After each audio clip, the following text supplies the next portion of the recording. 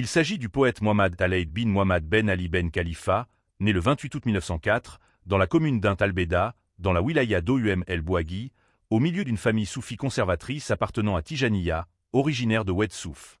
Il mémorise le Saint-Coran, les principes de la langue arabe et la loi islamique dans sa ville natale, puis il s'installe avec sa famille dans la ville de Biskra.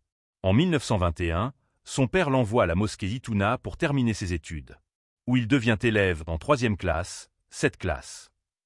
Au bout de 2 ans, il arrêta ses études pour des raisons difficiles pour retourner à Biskra et poursuivre son parcours scientifique aux mains des cheikhs de la région, dont le plus important était Cheikh Al-Mukhtar Al-Yalawi Artbar, pour recevoir des cours de jurisprudence, arithmétique, astronomie et autres.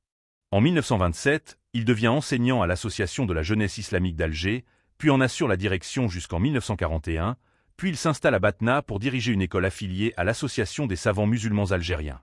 Il retourne ensuite dans l'État d'Alger. Biskra, et comme d'autres cheikhs, il a rejoint dès sa fondation l'Association des savants musulmans algériens, où il a été nommé Cheikh Abdelhamid Ben Badi, le prince des poètes algériens, car il a accompagné par sa poésie la Renaissance algérienne dans toutes ses étapes. Notre poète Mohammad Taleid a combattu le colonialisme avec ses connaissances et sa poésie. Avant le début de la Révolution, il l'a appelé et s'y est préparé. Il a déclaré « La révolution poétique a produit la révolution du peuple et lui a apporté des bénéfices. » Il était également un partisan de la tolérance, de la paix et du rejet du fanatisme, comme il a déclaré « J'étais tolérant et l'islam est une religion de tolérance. Je croyais au Coran sans fanatisme. Si vous êtes un frère dans ma religion et dans mon pays, je m'en fiche s'il y a une alliance sectaire. » À son retour à Aïn Mellila, il a supervisé l'école indépendante à l'Irfan, et en même temps il dirigeait les gens et leur prêchait dans l'ancienne mosquée de la ville, et l'occupation a continué à le poursuivre et à le surveiller tout au long de son séjour jusqu'à la fin de son séjour. Déclenchement de la grande révolution de libération. Pendant ce temps, notre poète héroïque continue son message de chant de liberté, de prêchant la victoire et l'indépendance et d'appel au soutien à la révolution.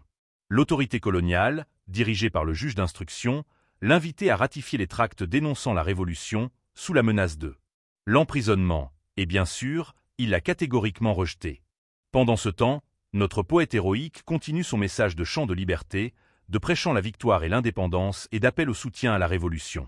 L'autorité coloniale, dirigée par le juge d'instruction, l'invitait à ratifier les tracts dénonçant la révolution, sous la menace de l'emprisonnement, et bien sûr, il l'a catégoriquement rejeté.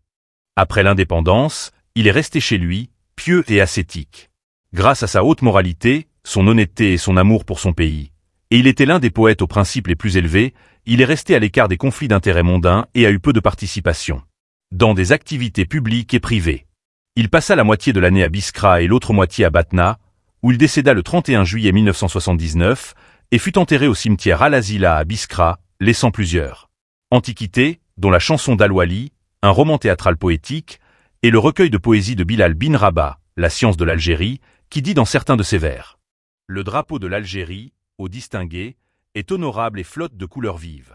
Dans un costume de perles et d'aigus marines moites avec ton croissant de corail.